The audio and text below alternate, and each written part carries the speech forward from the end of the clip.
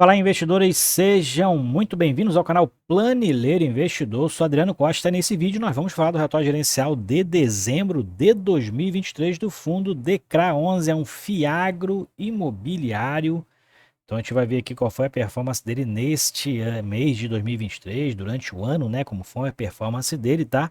Então fique conosco para saber informações atualizadas. Se você gosta desse tipo de assunto, se inscreva aí no canal. Ative as notificações e deixa o seu like, é tudo de graça, aí você ajuda muito a gente aqui no canal, ok?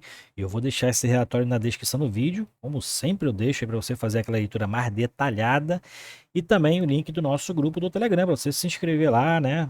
Conversar com outros investidores, né? Inclusive comigo lá no nosso grupo do Telegram. Vamos lá então. DECRA 11, um fiagro imobiliário de crédito. Então a gente vai ver algumas características aqui. O fundo que investe principalmente ali em CRA ou em CRI lastreado em CRA, né? Existe também. E também tem um público-alvo investidores em geral, tem desde janeiro de 22, quase ali no início, né, da lei dos FIAG, foi ali no final de 21. Prazo de duração determinado, tem o fundo desde aproximadamente ali março de 22, tem um fundo de algum tempo. Ele com prazo indeterminado, condomínio fechado, gestão ativa para investidores em geral. DECRA 11 é o código de negociação na bolsa, tem mais de 6 milhões e 700 mil cotas emitidas e pouco mais de 19 mil cotistas, como eu falei, eu sou um deles. E em torno de 20% da minha carteira de Fiagro tá no DECRA 11, já que eu aumentei minha posição muito no VEGI, ele diminuiu o seu percentual. Então tem 50% no VEGIA, 30% no XPCA e 20% no DECRA 11. Devan Asset Investimento é o gestor, administrado pelo banco Daicoval, taxas de administração e gestão que somam 1% ao ano, não fala se é sobre o valor de mercado, se é sobre o valor patrimonial. Tem uma previsão de taxa de performance aqui de 10% do que excedeu o CDI. E também o patrimônio dele é um patrimônio pequeno, né? 64, quase 65 milhões de reais de patrimônio líquido. E o valor patrimonial da cota, 9,62, e encerrou a última sexta-feira cotado a 8,80 e pouco, 8,83, 8,84. O valor de mercado aqui no mês de dezembro encerrou a 60 milhões de reais. A cota de fechamento lá em dezembro foi de 8,96. Esse que é um fundo que anuncia seus proventos aí no quinto dia útil do mês subsequente, o que ele faz referência, e paga no 10º dia útil, né? Então anunciou ali no dia 8 de janeiro os seus proventos.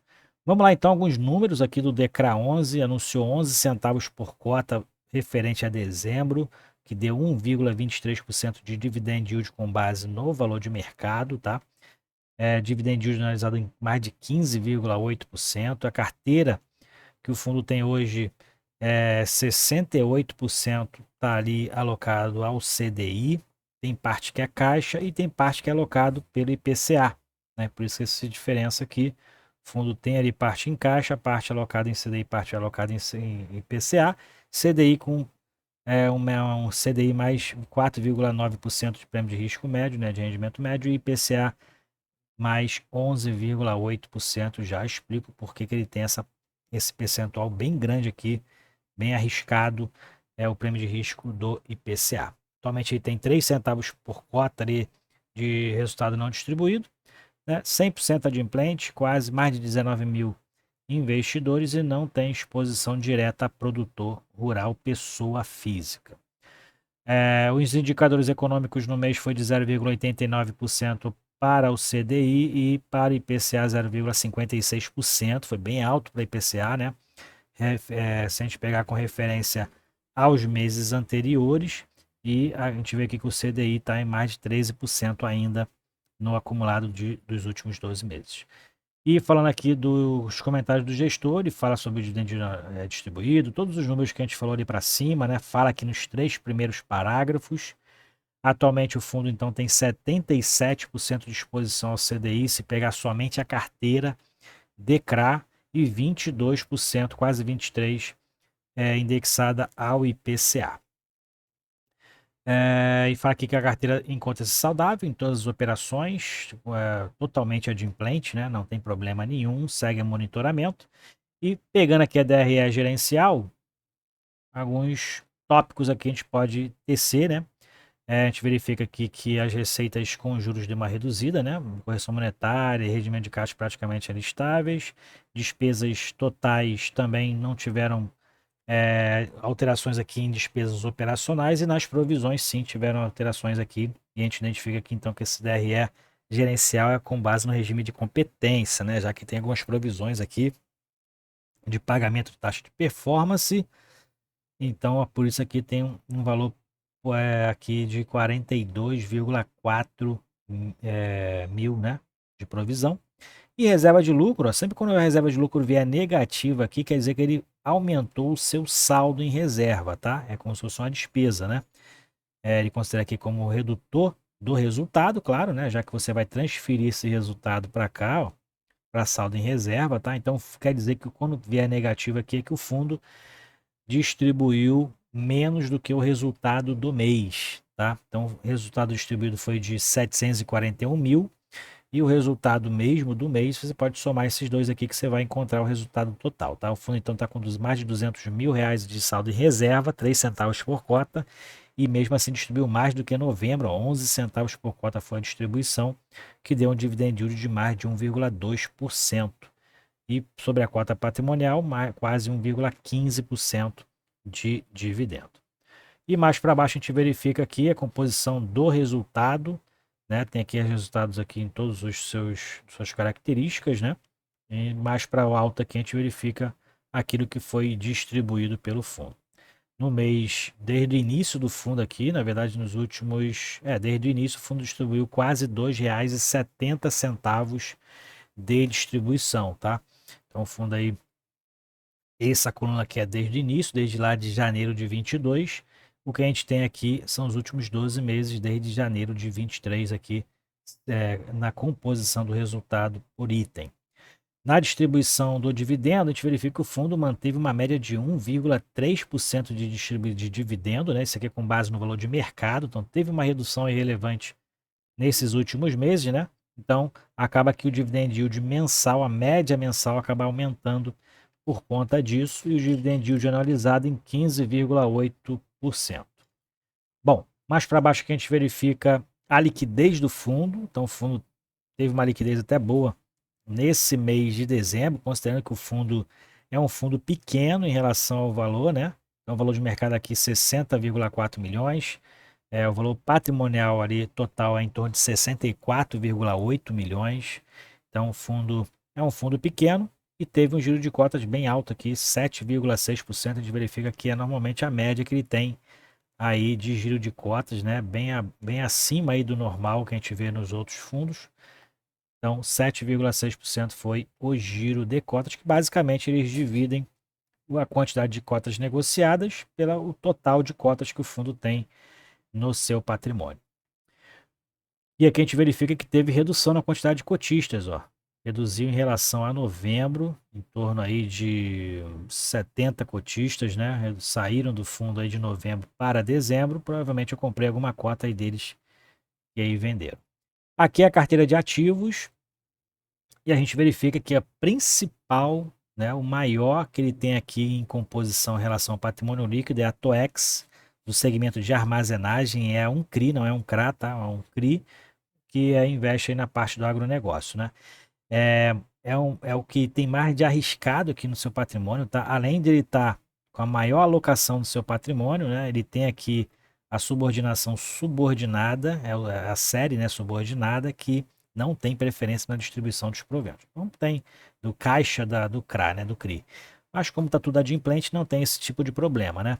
E a gente verifica até pelo percentual, o prêmio de risco pago, ele é muito mais alto aqui do que os outros que ele tem pelo IPCA. Então a gente também identifica que esse prêmio de risco alto acaba que acaba sendo um CRI, um papel mais arriscado pelo alto prêmio de risco oferecido, tá? E o duration também dele aqui em 3,6 anos, um dos maiores aqui da carteira, né? Se não o maior. Pagamento é mensal, alguns são trimestrais, alguns são semestrais, ó. Fundo, inclusive o Fiagro, ele não tem obrigação de distribuição mensal, tá? Só para deixar claro.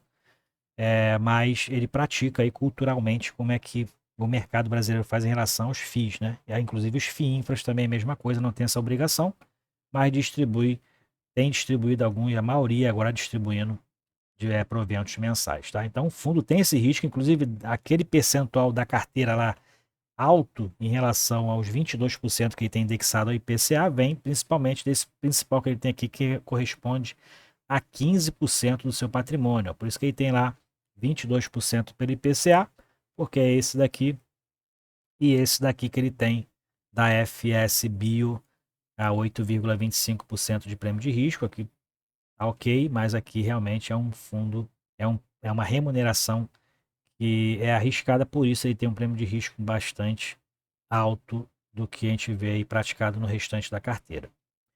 Bom, aqui nada mudou, né? A maioria aí são CRAs, né? 73%, o fundo ainda está com caixa bem alto, né? Aqui ainda.